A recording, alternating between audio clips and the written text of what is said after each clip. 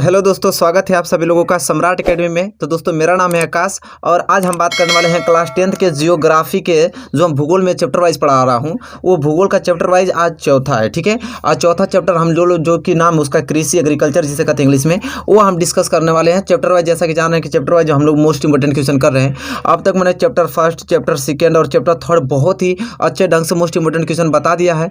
Student अगर video नहीं देखें तो डिस्क्रिप्शन बॉक्स में लिंक मिलेगा, लाइनिंग से सभी को एक एक करके आपको देखना है स्टूडेंट। ठीक है, और ये चैप्टर 4 है। ठीक है, देखिए टोटल 6 चैप्टर दिया है। टोटल कितना चैप्टर? 6 दिया है। ठीक है, तो ये चौथा है, कल पांचवा, फिर छठवां, फिर एग्रीकल्चर खत्म। मतलब कि आपका ये जो एग्रीकल्चर वाला है टॉपिक है आज खत्म हो जाएगा और 2 दिन में वो भी टॉपिक खत्म हो जाएगा। तो भूगोल का पूरा खत्म हो जाएगा। ठीक है, इसके बाद हम लोग नेक्स्ट आप नागरिक शास्त्र पर चलेंगे, इसी तरह पूरा पढ़ लेंगे मतलब। ठीक है, चलिए तो आज की वीडियो स्टार्ट करते हैं। चैनल पर नए हैं प्लीज़ चैनल को सब्सक्राइब कर लीजिए और बेल आइकन को प्रेस कर लीजिए। अभी तक वीडियो आप शेयर नहीं किए तो प्लीज़ शेयर कर दीजिए। बहुत तेज हैं आप लोग, आप सोचते हैं कि अकेले पास होंगे, आप लोग अच्छे मार्क्स आप अकेले लाएंगे। अपने फ्रेंड तक शेयर कीजिए ताकि आपके फ्रेंड भी अच्छे मार्क्स ला पाएँ। ठीक है, तो देखिए पढ़ाई में सब नहीं करते हैं, जितना आप शिक्षा को बांटेंगे उतना ही शिक्षा आपका भी ग्रोथ होगा। तो मतलब उन लोगों तक शेयर करेंगे ताकि वो लोग भी अच्छे मार्क्स ला पाएँ। ठीक है स्टूडेंट, चलिए बहुविकल्पी प्रश्न देखते हैं। देखिए आपको ये इतना मोस्ट इंपॉर्टेंट चैप्टर, इतना मोस्ट इंपॉर्टेंट कि मज़ा आ जाएगा आप लोगों को। देखिएगा आप लोग आधे से अधिक क्वेश्चन ऐसे ही कर देंगे। ठीक है, बहुत ही मोस्ट इंपॉर्टेंट क्वेश्चन है। चलिए स्टूडेंट देखिए क्वेश्चन नंबर पहला, और क्वेश्चन नंबर पहला देखिए, चलिए साथ ही साथ आंसर भी आप लोगों को बताना है। कह रहा है कि भारत में आजीविका का प्रमुख स्रोत है। भारत में आजीविका का प्रमुख स्रोत है, बताइए सेवाएं, कृषि, उद्योग की व्यापार। चलिए स्टूडेंट बताइए कि भारत में आजीविका का प्रमुख स्रोत क्या है। तो जैसा कि सभी लोग जानते हैं कि जो भारत में हम लोग आजीविका चलाते हैं अपनी, तो कृषि से ही न करते हैं भाई। बहुत लोग कृषि करते हैं, कृषि से बहुत अत्यधिक कृषि करके ही अपनी आजीविका हम लोग चलाते हैं। ठीक है, तो ऑप्शन बी क्वेश्चन सही है। देखिए कितना वेरी मोस्ट इंपोर्टेंट और कितना मज़ा आएगा आज के वीडियो देखने में। ठीक है, चलिए इसका ऑप्शन भी सही हो जाएगा। देखिए बहुत ही मोस्ट इंपोर्टेंट क्वेश्चन लायक है, बहुत ही प्यारा क्वेश्चन है। देखिए क्वेश्चन नंबर दूसरा कह रहा है कि निम्नलिखित में से कौन सा उस कृषि प्रणाली को दर्शाता है जिसमें एक ही फसल लंबे चौड़े क्षेत्र में उगाई जाती है। ठीक है, बताइए। पहला स्थानांतरित कृषि, दूसरा बागवानी कृषि और ऑप्शन सी रोपण कृषि के ऑप्शन डी गहन कृषि। चलिए स्टूडेंट बताइए, तो मैं इसका सही आंसर आप लोगों को बता देता हूं। कह रहा है कि कौन सा उस कृषि प्रणाली को दर्शाता है जिसमें एक ही फसल लंबे चौड़े क्षेत्र में उगाई जाती है, तो वह है रोपण कृषि। ठीक है, रोपण कृषि। ठीक है, जैसा कि जानते हैं आप लोग तब धान की खेती करने जाते हैं तो जो रोपते हैं, ठीक है, तो देखते हैं कि बहुत सारा रोपना पड़ता है, पूरे खेत में आप लोग को रोप कर तब जाके हम लोग की फसल लंबे चौड़े बनी जाती है, वही कर रहा है कि रोपण कृषि। ठीक है, ऑप्शन सी इस क्वेश्चन का सही आंसर होगा। ठीक है, चलिए क्वेश्चन नंबर तीसरे की ओर बढ़ चलते हैं। देखिए very most important question number तीसरा है कि निम्नलिखित में से कौन सी रबी की फसल है। चलिए इसमें बताना इन चारों ऑप्शन में से कि कौन सी रबी की फसल है। धान, गेहूं, काला चना, कपास। ये तो आप लोग बहुत अच्छी जानते हैं कि रबी की फसल क्या है, गेहूं है। बात सिंपल, ऑप्शन बी इस क्वेश्चन का सही आंसर है। गेहूं क्या होती है? रबी की फसल होती है। बहुत ही मोस्ट इंपोर्टेंट क्वेश्चन था, बहुत ही सिंपल, मजा आ रहा होगा आप लोगों को। ठीक है, चलिए देखिए क्वेश्चन नंबर चौथा का आंसर बताइए स्टूडेंट कि निम्नलिखित में से कौन सी फसल वायु से नाइट्रोजन ग्रहण करती है। वेरी मोस्ट इंपोर्टेंट क्वेश्चन कह रहा है कि इसमें से कौन ऐसी फसल है जो वायु से क्या करती है, नाइट्रोजन ग्रहण करती है। मसूर, गन्ना, गेहूं, चावल। चलिए student very most important question है, चलिए इसको बताइए निम्नलिखित में से कौन सी फसल क्या करती है, वायु से नाइट्रोजन ग्रहण करती है। सभी लोग को मालूम है इसका आंसर, तो इसका आंसर हो जाएगा मसूर। क्या मसूर जो होता है स्टूडेंट, वो वायु से क्या करता है, नाइट्रोजन को ग्रहण करता है स्टूडेंट। ठीक है, ऑप्शन ए इस क्वेश्चन का क्या हो जाएगा, सही आंसर हो जाएगा। चलिए इसी के साथ हम बढ़ेंगे अगले क्वेश्चन की ओर, क्वेश्चन नंबर 5वें की ओर। चलिए स्टूडेंट देखिए क्वेश्चन नंबर 5 आपकी स्क्रीन पे आ गया, जो कि बहुत ही ज़्यादा महत्वपूर्ण है। और क्वेश्चन नंबर 5 ये कह रहा है कि निम्नलिखित में से किस प्रदेश में गेहूं सर्वाधिक पैदा होता है। ठीक है, तो ये देखिए इस क्वेश्चन को कौन आंसर नहीं दे पाएगा, बताइए। जो नहीं दे पाएगा सबसे बड़ा मूर्ख वही कहलाएगा। ठीक है, अब आप ही बताइए निम्नलिखित में से किस प्रदेश में गेहूं सर्वाधिक पैदा होता है। पंजाब, राजस्थान, बिहार, उत्तर प्रदेश। अरे भैया कहाँ जा रहे हैं, हमारे बिहार नहीं, न राजस्थान नहीं, न पंजाब नहीं, कहाँ, उत्तर प्रदेश। और भाई उत्तर प्रदेश में तो गेहूं की सर्वाधिक पैदा होती है, सर्वाधिक उगाई जाती है गेहूं उत्तर प्रदेश में। तो इसका आंसर तो आप लोगों को खुद मालूम था। ठीक है, चलिए क्वेश्चन नंबर 6वें की ओर बढ़ चलते हैं। देखिए क्वेश्चन नंबर 6वां क्या कर रहा है स्टूडेंट, क्वेश्चन नंबर 6वां कर रहा है कि निम्न में से कौन सा राज्य कपास का प्रमुख उत्पादक क्षेत्र है। कह रहा है कि इसमें बताइए कि इन चारों ऑप्शनों में से कौन सा कपास का प्रमुख उत्पादक क्षेत्र है स्टूडेंट। ठीक है, बताइए गुजरात है कि उत्तर प्रदेश है कि पंजाब है कि बिहार है। तो जैसा कि जानते हैं कि कपास का प्रमुख उत्पादक क्षेत्र है क्या, गुजरात। गुजरात में सबसे अधिक कपास पाया जाता है स्टूडेंट। तो ऑप्शन ए इस क्वेश्चन का क्या हो जाएगा, सही आंसर हो जाएगा। ठीक है, चलिए इसी के साथ हम अगला क्वेश्चन को बढ़ते हैं, क्वेश्चन नंबर 7वें की ओर। और इस क्वेश्चन को पढ़ते हैं जो कि बहुत ही ज़्यादा महत्वपूर्ण है। क्वेश्चन नंबर 7वां स्टूडेंट ये कह रहा है कि निम्नलिखित में से कौन सा उद्योग कृषि पर आधारित नहीं है। इसमें से बताइए कि कौन सा ऐसा उद्योग है जो कृषि पर आधारित नहीं है। ये बताइए सूती उद्योग कृषि पर आधारित नहीं, 100% है। चीनी है कि नहीं, 100%। ठीक है, आप बताइए सीमेंट, जूट उद्योग भी है। सीमेंट क्या कृषि उद्योग है? कभी नहीं। कृषि पे आधारित होता है सीमेंट, कभी नहीं। तो क्या हो जाएगा इसका?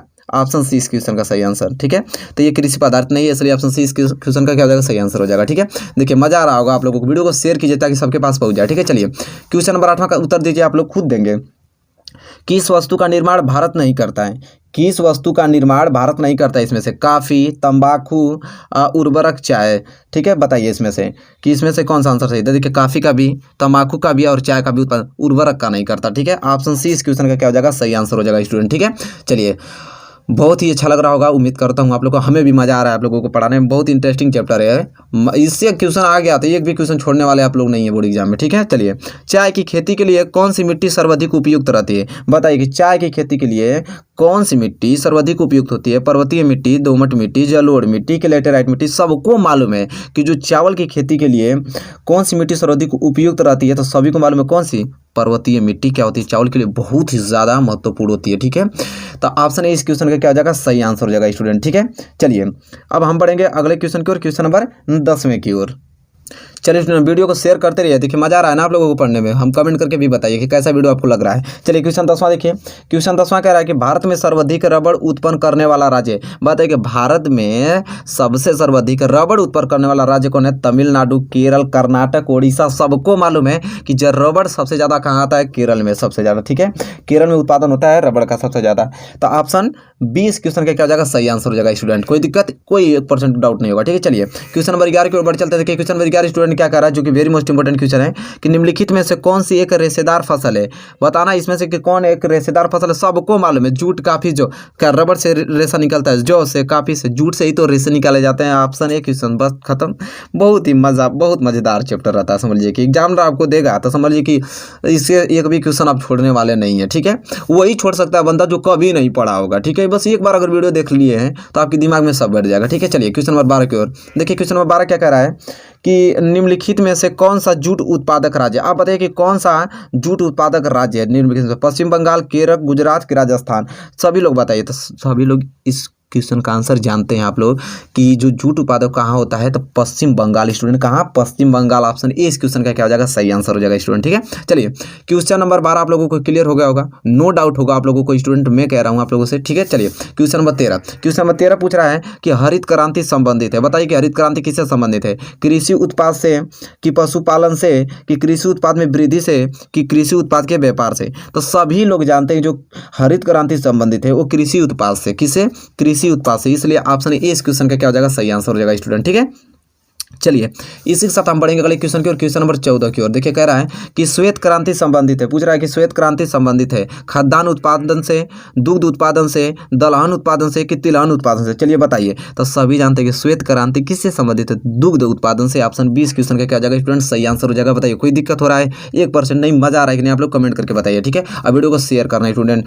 शेयर आप लोग नहीं करते तो थोड़ा बताइए आप लोग को कौन कौन शेयर करते हैं आप लोग अपने फ्रेंड या चाहे अपने जो भी आप लोग के मित्रगण में, बताइए इस वीडियो को शेयर कीजिए। ठीक है, चलिए क्वेश्चन नंबर 15 की ओर बढ़ चलते हैं। चलिए स्टूडेंट देखिए क्वेश्चन नंबर 15 क्या कह रहा है, जो कि वेरी मोस्ट इंपोर्टेंट क्वेश्चन है। और क्वेश्चन नंबर 15 ये कह रहा है स्टूडेंट कि ऑपरेशन फ्लड संबंधित है। ऑपरेशन फ्लड संबंधित है किससे? बाढ़ नियंत्रण से, सिंचाई से, दुग्ध उत्पादन से, मत्स्य उत्पादन से? चलिए स्टूडेंट बताइए आप लोग कि ऑपरेशन फ्लड संबंधित किससे होता है? तो सभी लोग जानते हैं कि किससे? दुग्ध उत्पादन से संबंधित है। ठीक है, ऑपरेशन फ्लड संबंधित किससे है? तो दुग्ध उत्पादन से। ठीक है, चलिए बहुविकल्पी का लास्ट क्वेश्चन देख रहे हैं, जो इस चैप्टर के मोस्ट इंपोर्टेंट क्वेश्चन थे। अब तक मात्र 16 ही बहुविकल्पीय प्रश्न है, इससे अलावा ये क्वेश्चन बाहर नहीं जाएगा, वादा है मेरा आपसे। ठीक है, चलिए कौन कृषि आगत या निविष्ट नहीं है? कौन कृषि आगत या निविष्ट नहीं है? बीज, सिंचाई, उद्योग, उर्वरक? तो मैं आपको बता दूं कि कौन कृषि आगत विशिष्ट नहीं है, तो वो उद्योग है। ठीक है, ऑप्शन सी इस क्वेश्चन का क्या हो जाएगा? सही आंसर हो जाएगा। ठीक है स्टूडेंट, बताइए कि बहुविकल्पीय प्रश्न आपको कैसा लगा स्टूडेंट। ठीक है, अब हम बात करेंगे अति लघु उत्तरीय प्रश्न के बारे में।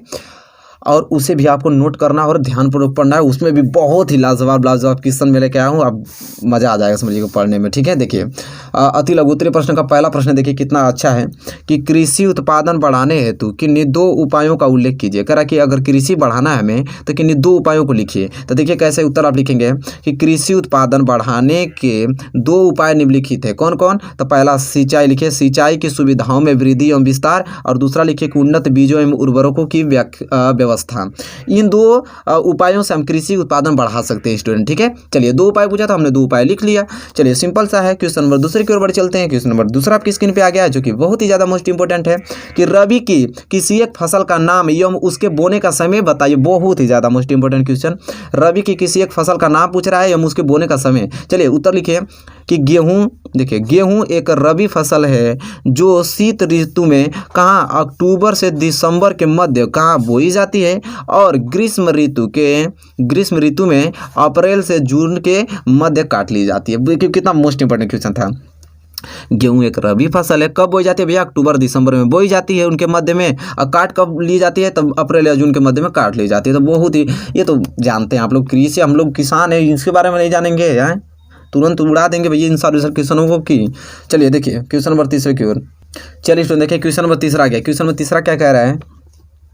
खरीफ की किसी एक फसल का नाम बताइए एवं उसके बोने का समय। अभी हम रबी का देखें, और देखिए फिर आ गया किसका? खरीफ का, तो उसको छोड़ेंगे? कभी नहीं छोड़ेंगे। देखिए तो खरीफ की फसलें जून जुलाई में बोई जाती हैं। कब भैया? याद कर लीजिए, जून जुलाई में बोई जाती हैं और अक्टूबर नवंबर में काट ली जाती हैं। और धान एक खरीफ फसल है। गेहूँ रबी का फसल था, धान हमारा खरीफ की फसल है। कब भाई बोई जाती है? जून और जुलाई के मध्य बोई जाती है। काट कब ली जाती है? अक्टूबर और नवंबर के मध्य काट ली जाती है। बताइए, कुछ याद करने की जरूरत है? कुछ नहीं याद था हम लोग को, पहले आप लोग को याद था कि। चलिए बढ़िए, क्वेश्चन चौथे की ओर। क्वेश्चन चौथा देखिए, भारत की 2 नगदी फसलों का उल्लेख कीजिए। या तो इसी क्वेश्चन किस प्रकार भी पूछ लेता है कभी कभार कि भारत की 2 व्यापारिक फसलों के नाम लिखिए। तो आपसे चाहे व्यापारिक फसलें पूछे या नगदी फसल पूछे, समझ लीजिए कि वही चीज़ कह रहा है। ठीक है, दोनों एक ही है। तो आप लिखिए भारत की 2 नगदी या व्यापारिक फसलें निम्नलिखित है। कौन कौन? तो पहला गन्ना लिख लीजिए, दूसरा चाय लिख लीजिए। गन्ना और चाय, ये 2 हमारे व्यापारिक फसल या नगदी फसल है। बात क्लियर? ठीक है, चलिए क्वेश्चन नंबर चौथा क्लियर हो गया। क्वेश्चन नंबर 5 के ऊपर चलते हैं, उसको भी नहीं छोड़ेंगे, तुरंत उड़ाएंगे। क्वेश्चन नंबर 5वां है, रबी और खरीफ ऋतु की मुख्य फसलों के नाम लिखिए।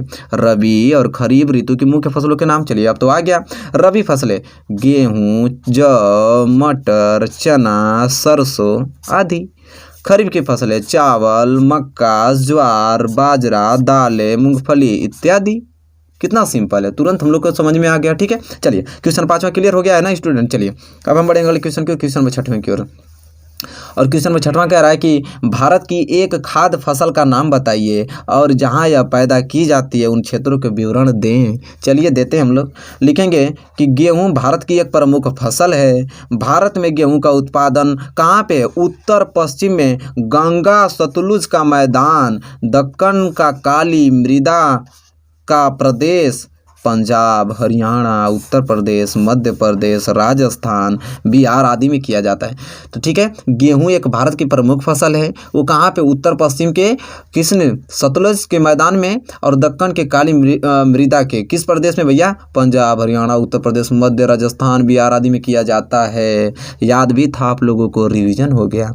ठीक है, चलिए अब क्वेश्चन नंबर 6वां क्लियर। अब बढ़ेंगे अगले क्वेश्चन के, क्वेश्चन नंबर 7वें करो, उसको बम से उड़ा देंगे। ठीक है, चलिए क्वेश्चन 7वां देखिए।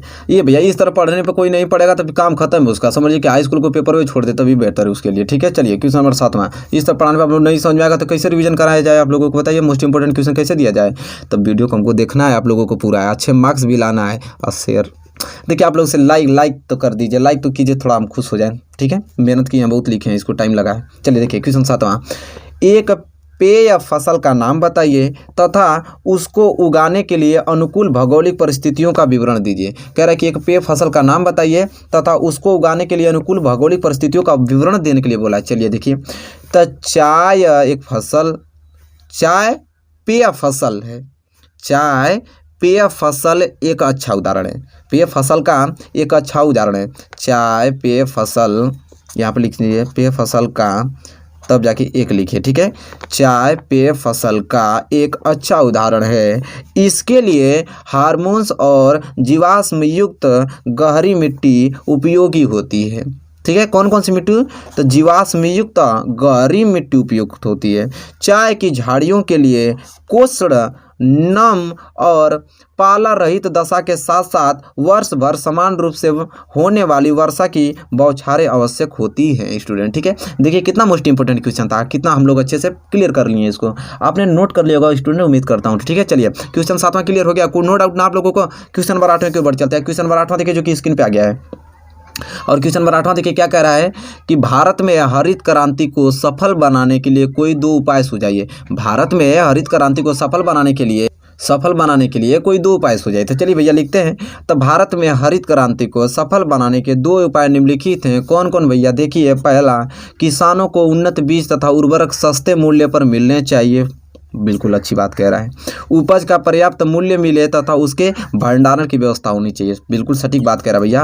भारत में हरित क्रांति को सफल बनाने के 2 उपाय सबसे मोस्ट इंपॉर्टेंट है। ठीक है, चलिए तो ये क्वेश्चन क्लियर हो गया होगा कि नहीं आप लोगों को? बिल्कुल क्लियर हो गया होगा स्टूडेंट। क्वेश्चन नंबर 9 की ओर बढ़ चलते हैं। क्वेश्चन नंबर 9 देखिए क्या पूछ रहा है कि भारत में 2 महत्वपूर्ण गेहूं उगाने वाले क्षेत्र कौन से हैं? अरे बाप रे बाप, देखिए ये तो बड़ा कलाकार निकला कि भारत में 2 महत्वपूर्ण गेहूं उगाने वाला क्षेत्र। अब हमारे ही देश में हमसे पूछ रहा है। चलिए तो हम लोग लिख लेंगे उत्तर पश्चिम में गंगा सतलुज का मैदान और दक्कन का काली मिट्टी वाला प्रदेश भारत में 2 महत्वपूर्ण गेहूं उत्पादक क्षेत्र है। उत्तर पश्चिम में गंगा सतलुज का मैदान और दक्कन का काली मिट्टी वाला प्रदेश। ठीक है, तो ये आपको भैया गेहूं उगाने वाला क्षेत्र मालूम चल गया। ठीक है, पूछ रहा है हमसे, तुरंत उसको भैया तुरंत लिख के हटा देंगे कि उसको वेट करेंगे हम लोग। ठीक है, चलिए क्वेश्चन 9 क्लियर।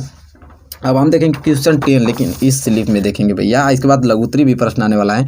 तो देखिए 10 मात्र अति लघुत्तरी में बता रहा हूँ। ठीक है, देखिए 10वां क्या कह रहा है पढ़ लेते हैं। गन्ने का प्रमुख उत्पादक राज्य कौन सा है? ससुरा, देखिए ये हमसे पूछ रहा है कि गन्ने का प्रमुख, अरे हम ही लोग में उत्तर प्रदेश में सबसे ज़्यादा ना गन्ना पाया जाता है। ये क्वेश्चन हमसे पूछ रहा है कि गन्ने का प्रमुख उत्पादक राज्य कौन सा है। नहीं बता पाएंगे कहीं, इसका सही आंसर क्या हो जाएगा? उत्तर प्रदेश हो जाएगा। ठीक है, इतनी बड़ी बात नहीं है कि नहीं बता पाएंगे। चलिए क्वेश्चन 10वां क्लियर। अब बढ़ते हैं लघु उत्तरीय प्रश्न की ओर।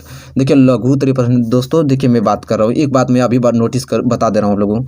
देखिए लघु उत्तरीय प्रश्न थोड़े बड़े होते हैं और दीर्घ उत्तरीय प्रश्न भी बड़े होते हैं। जानते हैं कि मैं अकेले लिखने वाला हूँ, कितना मैं लिखूंगा आप बताइए? बहुत लिखना पड़ जाएगा, समझ रहे हैं ना स्टूडेंट? वीडियो बहुत ही बड़ी हो जाएगी और मैं पूरा लिख भी नहीं पाऊंगा, अकेले लिखना होता है मैं। तो लघु उत्तरीय प्रश्न में सिर्फ मोस्ट इंपॉर्टेंट क्वेश्चन बताता हूँ स्टूडेंट, और इसको एकदम हवा में मत लीजिए कि कौन सा क्वेश्चन है। क्वेश्चन बता रहा हूँ, इंपॉर्टेंट क्वेश्चन। ठीक है, उसको आपको याद करके ही किसी कीमत पे जाने। मैं ठान लिया हूँ कि आपका 85% लाना है तो लाना है। इसी प्रकार मैं आप लोग को रात दिन इतना मेहनत किया हूँ, वादा किया हूँ तो पूरा करूँगा। ठीक है, जरूर करूँगा, चाहे कितनी भी तकलीफें आ जाए। तो चलिए आपसे ये रिक्वेस्ट है कि जो भी क्वेश्चन कर रहा हूँ इसको नोट करना है। चलिए देखिए लघु उत्तरीय प्रश्न का पहला क्वेश्चन नोट कीजिए कि भारतीय कृषि के पिछड़ने के कोई 3 कारण लिखिए।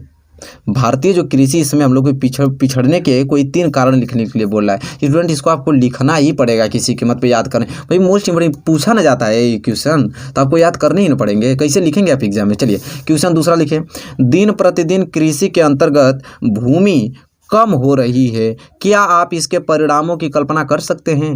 तो इसको भी देखिए 2-3 विद्या क्वेश्चन ले लीजिए, अवतार के ले लीजिए, राजीव प्रकाशन के ले लीजिए, एक विद्या के ले लीजिए। इसी के मोस्ट इंपोर्टेंट क्वेश्चन है, क्योंकि मैं प्रीवियस ईयर के क्वेश्चन करा रहा हूँ और कुछ मेरे पास भी विद्या क्वेश्चन है उससे भी करा रहा हूँ। ठीक है, तो आप समझ लीजिए कि 3-4 किताबों से मिक्सिंग करा रहा हूँ। ठीक है, तो आप लोग को भी 3-4 विद्या क्वेश्चन खरीद लीजिए। अगर भाई पढ़ना है हम लोग को, एक ही साल में अच्छा स्कोर करना है तो भाई खरीद लेंगे हम लोग। चलिए क्वेश्चन तीसरा नोट कीजिए कि चावल की खेती के लिए उपयुक्त भौगोलिक परिस्थितियों का वर्णन कीजिए। चावल की खेती के लिए उपयुक्त भौगोलिक परिस्थितियों का वर्णन कीजिए। Very most important question student, आपको इसका उत्तर लिखना ही होगा किसी कीमत पे। ठीक है, चलिए क्वेश्चन नंबर 4 देखिए कि कृषि उत्पादन में वृद्धि सुनिश्चित करने के लिए सरकार द्वारा किए गए उपाय सुझाइए। वेरी मोस्ट इंपॉर्टेंट, ये सारे क्वेश्चन स्टूडेंट है ना भैया, ये क्वेश्चन इसको माना जाता है टॉप 10 के ये क्वेश्चन है स्टूडेंट, टॉप 10 के क्वेश्चन है। ठीक है, चलिए क्वेश्चन में 5वां नोट कीजिए, रबी और खरीफ फसलों में अंतर स्पष्ट कीजिए। वेरी मोस्ट इंपॉर्टेंट क्वेश्चन, आप प्रीवियस ईयर पेपर उठा के बहुत सारा देख सकते हैं। ठीक है, रबी और खरीफ के फसलों में अंतर स्पष्ट कीजिए। चलिए क्वेश्चन 6वां नोट कीजिए,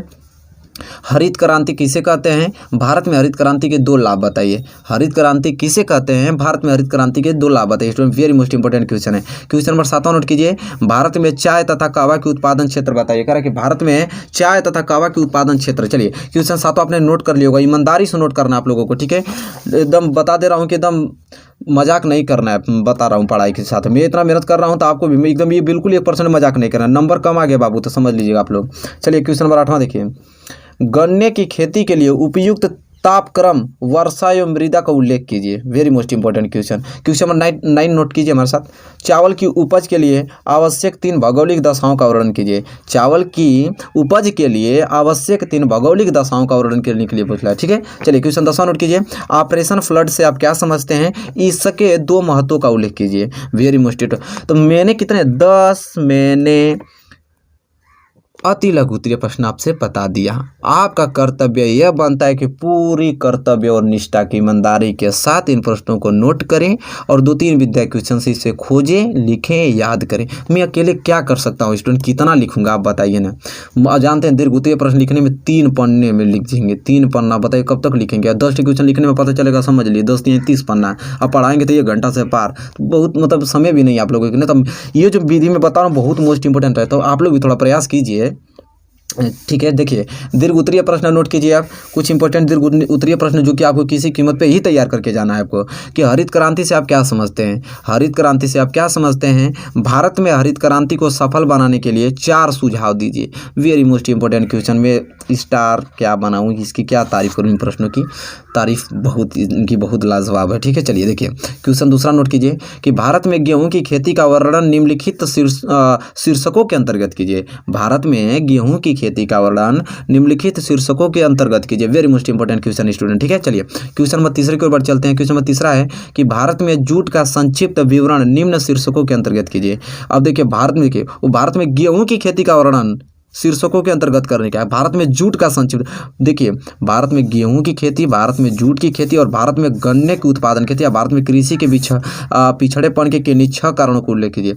यह तीनों प्रश्न एक ही कैटेगरी के हैं कि भारत में गेहूं की खेती का वर्णन निम्नलिखित शीर्षकों के अंतर्गत कीजिए। भारत में जूट का संक्षिप्त विवरण निम्न शीर्षकों के अंतर्गत कीजिए। भारत में गन्ना उत्पादन का विवरण निम्नलिखित शीर्षकों के अंतर्गत। तीनों आना चाहिए आपको, गेहूं का कैसे, जूट का कैसे और गन्ना का कैसे। और फिर यह कि भारतीय कृषि के पिछड़ेपन की किन्हीं 6 कारणों को उल्लेख करना है। और पहला प्रश्न यह था कि भारत के हरित क्रांति से आप क्या समझते हैं? भारत में हरित क्रांति को सफल बनाने के लिए 4 सुझाव। तो ये हमारे क्या है मोस्ट दीर्घ उत्तरीय प्रश्न है जो मैं आप लोग के सामने डिस्कस कर दिया हूँ। आपका यह कर्तव्य बनता है स्टूडेंट कि आप इसको नोट करें और याद करके जाएं। ठीक है, अपने माँ बाप का नाम रोशन कीजिए यार, दिन रात पढ़िए। ठीक है, 2 ही महीना तो बच्चा, जी जान लगा दीजिए। आप लोग के लिए मैं एकदम निरंतर खड़ा रहूँगा। ठीक है, चलिए बताइए स्टूडेंट वीडियो आपको कैसे लगी। वीडियो अगर अच्छी आपको लगी हो तो प्लीज़ लाइक कीजिए और चैनल पर नए हैं तो प्लीज़ चैनल को सब्सक्राइब कर लिए और बेल आइकन को प्रेस कीजिए। आप हमें सपोर्ट कीजिए। ठीक है, चलिए तो मिलेंगे आपसे नेक्स्ट वीडियो में। लगातार कंटिन्यूटी तैयारी कराते रहूँगा आप लोगों को जब तक एग्जाम ना हो जाए, मेरा वादा है आपसे। ठीक है, चलिए बाय।